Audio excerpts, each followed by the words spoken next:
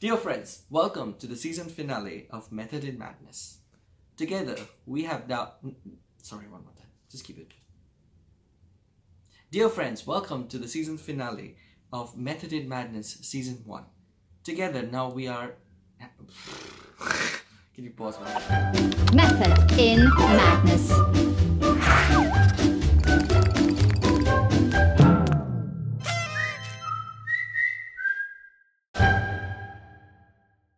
Dear friends, I have chosen 5 questions that I think every speaker always questions or has doubts about. So I thought let me give answers to those questions. So what are these questions? The first question, what should I wear when I'm giving a speech? My suggestion would be the first thing that you should look for is comfort. Comfort is the most important thing. If you're not comfortable in what you're wearing, it will show. Your discomfort will show when you're on stage. Make sure more than style, fashion, color, occasion, you give priority to comfort. The second most important thing is your shoe. Your shoe is a very important thing that what you wear, and make sure the pointy end of your shoe is nicely polished, because public speaking is a bit like salsa dancing. When you point your toes towards your audience, it should be done in the most accurate way. So make sure that is polished, that is clean, and when you point towards your audience, they feel you. Second question, what should you do with your hands, especially as a nervous speaker?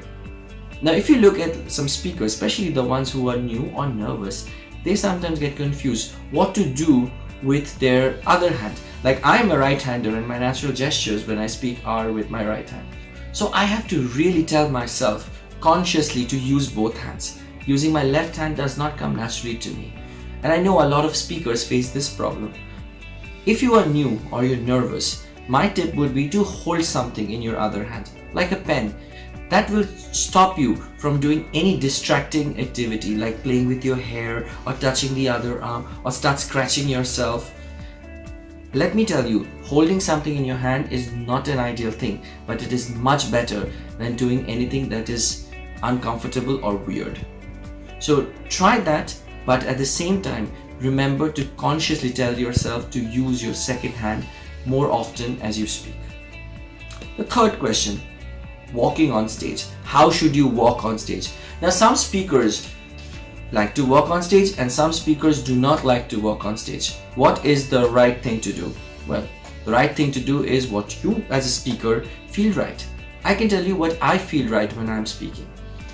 The opening, the first 2 lines and the last line, you should not move on stage. That is the time when you want to grab your audience. That is a moment you should stand still, look your audience straight in their eyes, and deliver the first line and the closing line. During the body of the speech, if you are static at a place and you're not moving, you run the risk of sounding slightly monotonous. If you have a speech that's longer than 3 to 4 minutes, I advise you to move.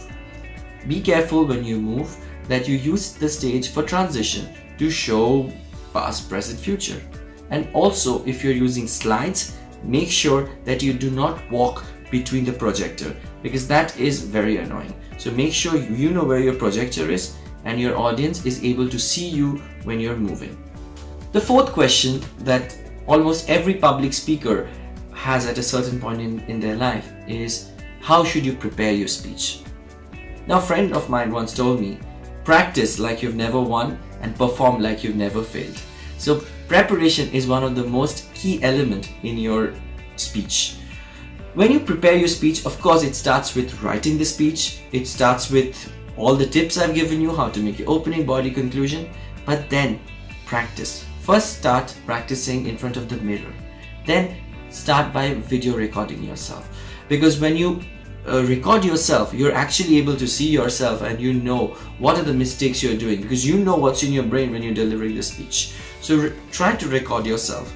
Try to move when you're trying to remember your speech. Do not sit and try to mug up your speech. Walk around the room to get energy, get mojo, and feel the emotions when you're giving the speech. So when it comes to preparation, speak in front of the mirror first, then record yourself and make sure that you watch your speech and give yourself feedback. Another thing is, prepare your speech in transition. Do not prepare the whole speech in one go. Of course, you should do that, but also prepare it in tranches. Why that is important is at some given point, if you get blacked out, if you forget, then you will not lose the entire speech. You know from this point how to pick it up again. So break your speech into 4 or 5 parts and prepare the second part or the fourth part randomly. So make sure that if there is any element of doubt or blackout, you don't forget that. And the fifth question that I have actually received a lot from a lot of speakers and a lot of aspiring speakers: how do you get speech ideas? That's a good question. How do you get speech ideas?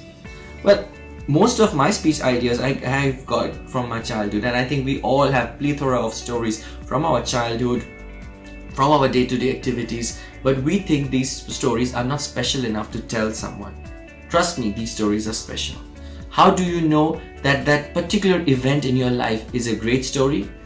You just need that eureka moment. But how do you get to that eureka moment? Well, I have a trick that I do. I engage myself into an activity that does not require any brain work. And I do that. That's repetitive in nature. I keep doing that. And suddenly, I have that moment, that eureka moment that I can connect, I can transform an event of my life into a great story. You want to know what is that secret activity I do? I wash my dishes. It is one activity that does not need any brain work. It is repetitive in nature, and your brain is free to think, analyze, and create beautiful stories. You can find out similar activities, something like polishing your shoes, for example. Try these repetitive activities and see if you find your eureka moment or not. Dear friends, these were the top 5 questions that I have received over all these years, and also while I was making these vlogs. If you have more questions, please shoot me. I will cover them in my upcoming vlog series. But for the moment, don't go anywhere, because for the last time in season 1, it is time for the expression of the week. Dear friends, welcome to the expression of the week. Today I am in New Delhi, in India's one of the most premier hotels. Hospitality is one of their key things. So I thought that let me make the expression of the week completely contrast of this. The expression of the week is cold shoulder. What does it mean? It means when you ignore a person or do not give a proper remark, feedback or response to somebody's question, that is giving them a cold shoulder. It's funny how this expression originated.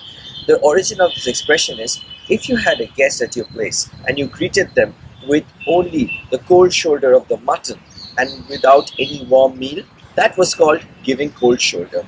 And since then, this expression has been used widely. How can we use this expression? For example, at the last Christmas party, John gave total cold shoulder to his former boss. When I'm hungry and somebody asks me a stupid question, I give them complete cold shoulder to that question. So dear friends, try not to give cold shoulders to anybody, but do use this expression. I will enjoy amazing hospitality in India, in Delhi, and some amazing food. But don't go anywhere, because I have one last message of this season for you. Dear friends, this was the last episode of season 1 of Method in Madness. I hope you liked my tips, the expression of the weeks, and the whole madness of the first season. Well, this is not an end, this is a pause, because I promise I will be back with season 2 with new tips, new expressions shot in various great locations. Stay tuned, because in season 2 there will be new expressions, new tips, and much more madness. So dear friends, stay healthy, stay fit, and make sure there is method in your madness. See you soon.